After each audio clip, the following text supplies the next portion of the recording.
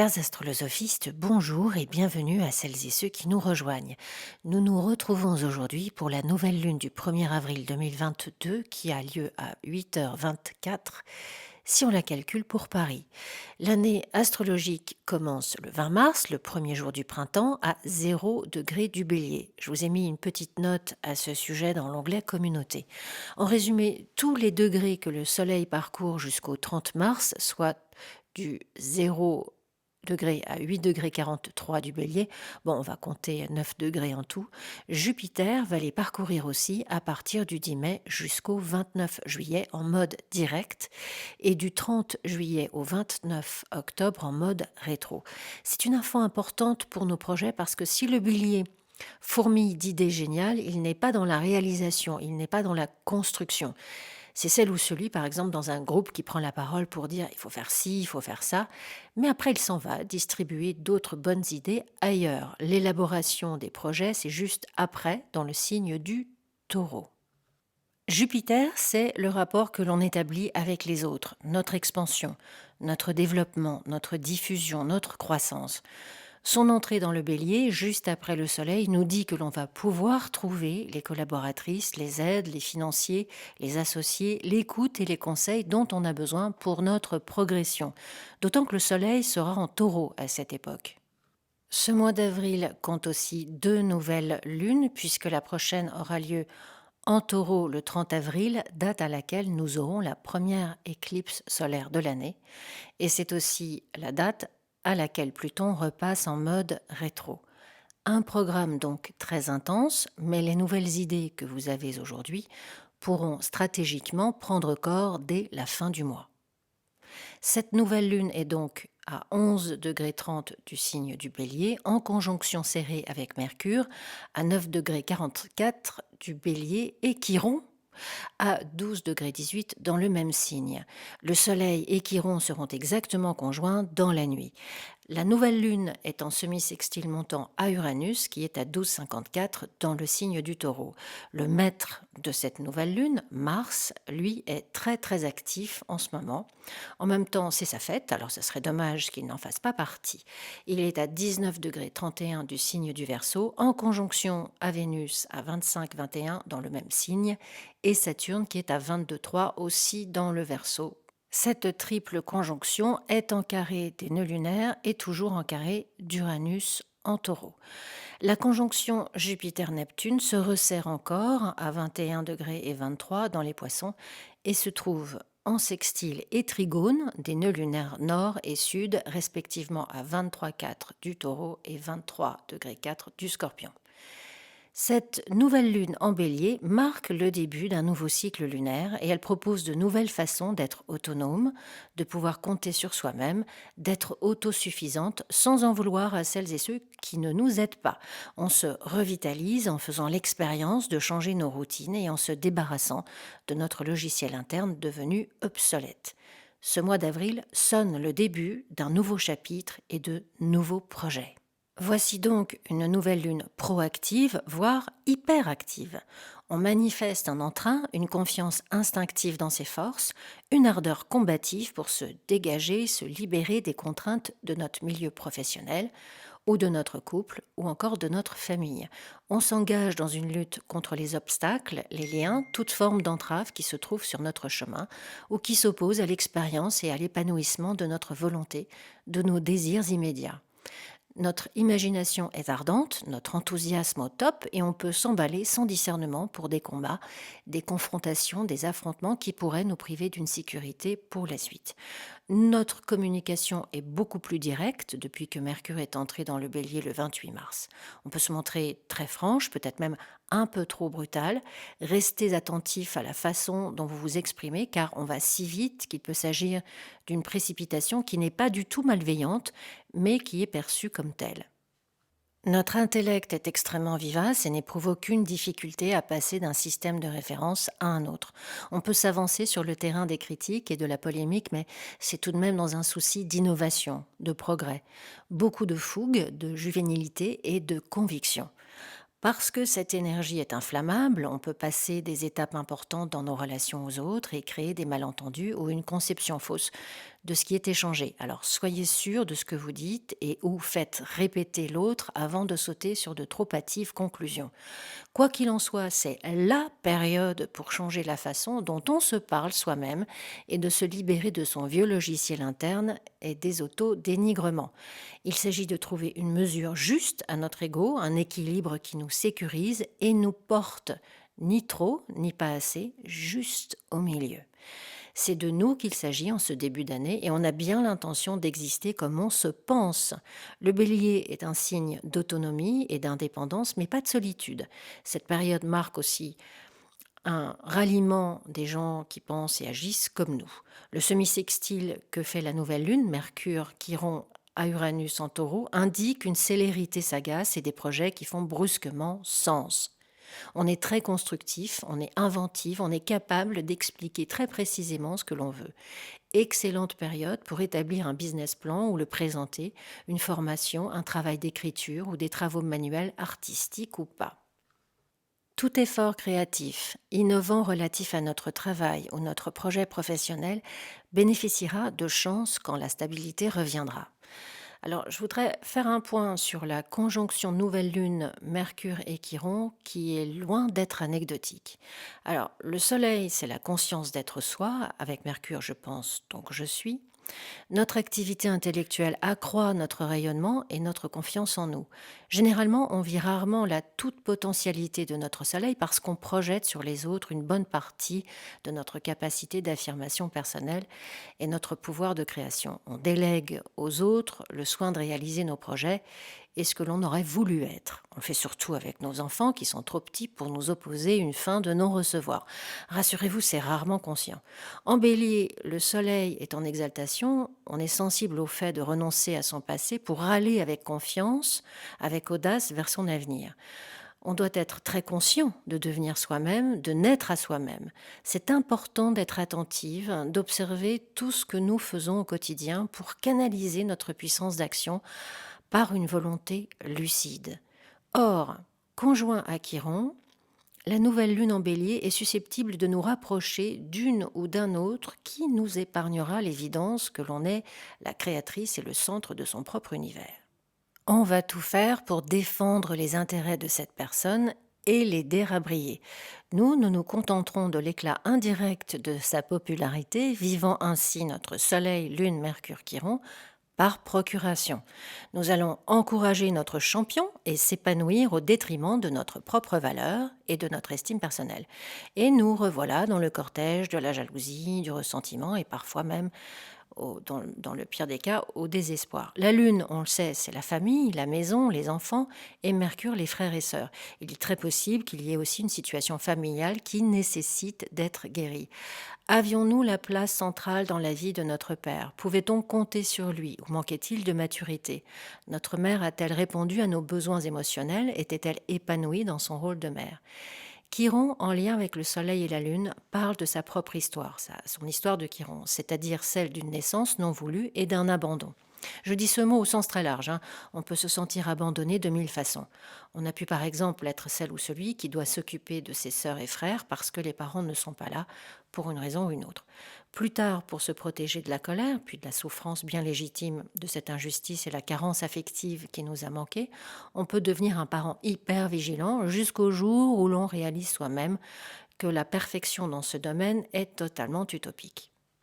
Comment faire pour orienter ses instincts maternels et paternels positifs envers soi-même plutôt que de les distribuer à tout va et paver sa propre route de ronces, de nids de poules et autres joyeusetés chaotiques? Pour se dégager de nos logiciels restrictifs, il nous faut d'abord les voir tels qu'ils sont. Les murs de notre prison psychique sont en général ignorés pendant des lustres. Le carré que forme la triple conjonction Vénus-Mars, Mars maître de cette importante nouvelle lune, et Saturne en Verseau à Uranus en Taureau, est signifié par le poids des obligations et des contraintes. Pensez que tout repose sur mes épaules et que s'il y a dysfonctionnement ou échec, c'est que j'ai manqué à ma tâche. On veut tenir bon coûte que coûte, on serre les dents, on doute de nos talents, on doute de nos compétences, on étouffe tout désir dans l'œuf. Notre tribunal intérieur est à feu à sang, c'est carrément la Révolution française et sa guillotine à ce stade des opérations, et les condamnations tombent. Je suis nul, je suis illégitime. Toute action que j'entreprends ne mène à rien, ou alors, de toute façon, ça ne sert à rien que je fasse ci ou ça, puisque c'est trop tard. Ce dernier refrain étant le préféré absolu de Saturne Chronos. Le Ça ne sert à rien, c'est trop tard est le titre du seul roman qu'il ait jamais écrit. Alors, maintenant qu'on a cerné le problème, qu'on a identifié la logique prédatrice qui nous gouverne, qu'est-ce qui se passe? Eh bien, Uranus sait que le règne de Saturne est limité. D'ailleurs, ils le savent l'un de l'autre intimement, puisque dans la mythologie, c'est Saturne qui sépare son père Uranus de sa mère Gaïa. Uranus sait qu'il n'y a pas d'avenir avec Saturne à cause de la stérilité de son mental. Or, la vie vient toujours quoi qu'il arrive. La vie vient, elle revient, elle renaît de ses cendres. Avec Uranus qui est en semi-sextile exact à la nouvelle lune, on reconnaît ce système de croyance en nous qui a fait son temps. On nourrit l'audace de repousser nos limites et on ouvre la voie à ce qui était emprisonné dans le ventre de Saturne, c'est-à-dire notre désir de vivre, notre désir de rompre les chaînes de la peur, cette énergie qui nous libère d'un logiciel interne qui a fait son temps. Le maître de la nouvelle lune, Mars, en carré à Uranus et au nœud nord, induit une impatience, il induit une colère sourde contre toute restriction. L'autoritarisme sous toutes ses formes nous est aujourd'hui insupportable. Quelque chose en nous défie le quelque chose en quelqu'un d'autre de tester notre patience. On peut paraître belliqueuse, agressive, grossier, provocante. Gardez en tête que tous les autres auront la même humeur dans un domaine ou dans un autre.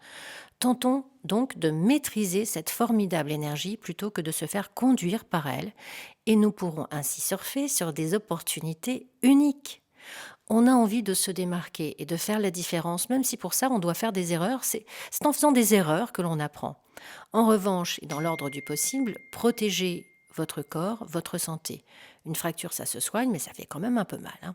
Saturne, c'est le maître du karma. On est défié ici de se mesurer à une situation d'importance, mais dans l'ordre de nos capacités mentales. Il existe un obstacle, il est certainement de taille, un obstacle qui remet en cause nos certitudes, qui remet en cause nos croyances et donc nos protections, nos limites. L'habitude, les habitudes néfastes sont des sécurités, oui, mais néfastes. Il nous est demandé de chercher les réponses en nous-mêmes et plus à l'extérieur comme on en avait pris l'habitude. Dans un tout autre registre, on pourrait recevoir une flèche de Cupidon en plein cœur ce printemps, tomber amoureux d'une amie ou de quelqu'un de plus âgé que nous, ou encore une personne rencontrée dans un collectif, un cours, une formation. Le carré du nœud nord au nœud nord peut induire aussi des querelles ou des ruptures liées à une rencontre extérieure du couple.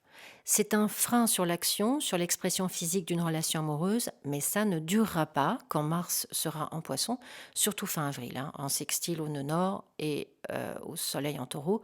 Notre sensualité pourra beaucoup mieux s'exprimer. Avec les carrés que vont former Mercure et le Soleil à Pluton les 10-11 avril, et pour le Soleil le 18, 19 et 20 avril, on peut déjà anticiper des circonstances de représailles en conséquence d'actions ou de discours enflammés, mais immatures. Alors, ou de témérité par trop imprudente ou de critique par trop cinglante envers quelqu'un d'autre. Si vous pensez dire le fond de votre pensée, gardez en tête que l'autre a aussi la nouvelle lune en bélier quelque part. Soyez le plus clair possible, ne laissez aucune zone d'ombre et de malentendu et articulez calmement vos paroles, votre pensée. Ces carrés à Pluton induisent un sentiment d'insécurité, de méfiance, de sensation de vertige. Il y a la sensation qu'on ne peut rien dire, que tout est sujet à la controverse pour le plaisir de la controverse. Le contrôle plutonien ici s'exerce au sens large sur la communication. Les médias, et pour nous à titre individuel, par la nécessité de réfléchir calmement à tout ce qui se passe avant de bouger nos pions. Il faut les bouger, on est bien d'accord, mais stratégiquement. Observons le terrain. Alors pour les Français, c'est une période d'élection présidentielle et avec tout ce qui se passe humainement, le mieux en effet, c'est de rester vigilant. Le 12 avril, Mercure entre en Taureau.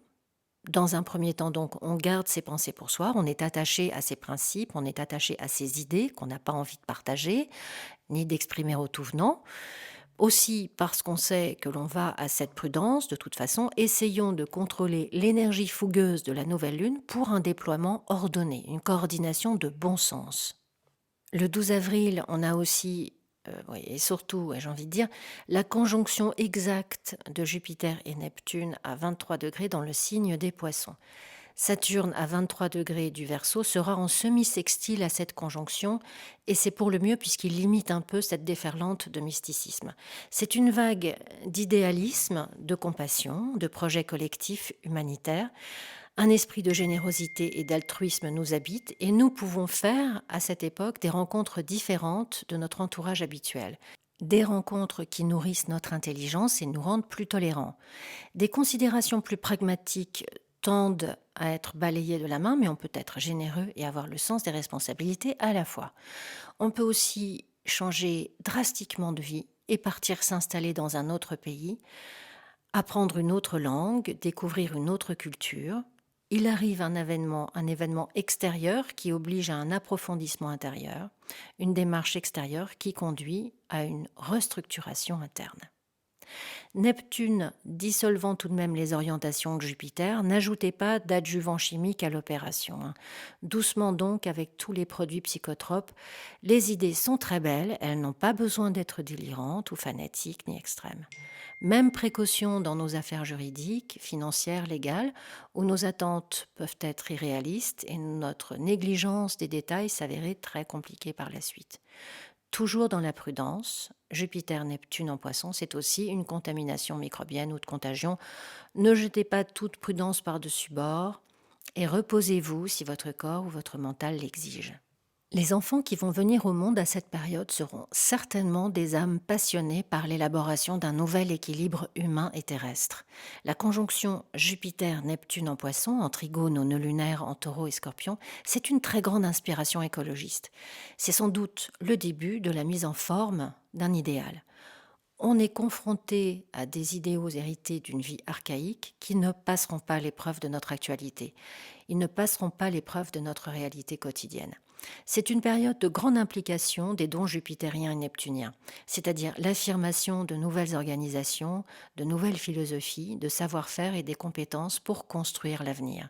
C'est une phase très active de socialisation, d'action étendue, ouverte, qui entraîne l'adhésion des autres. On éprouve aussi le besoin d'être réceptif aux dimensions qui dépassent notre mental et nos croyances restrictives.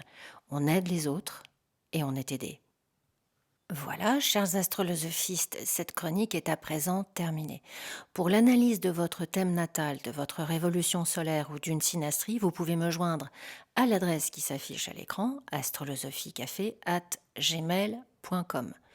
Le site d'Astrolosophie sera publié très prochainement. Je vous remercie très chaleureusement pour votre fidélité et vos abonnements qui me donnent envie de développer ces invitations aux voyages astrologiques où nous faisons connaissance. Je vous souhaite à toutes et à tous une excellente nouvelle lune. Donnez vie à vos beaux projets, tentez l'aventure qui vous tend les bras, tout en prenant aussi bien soin de vous.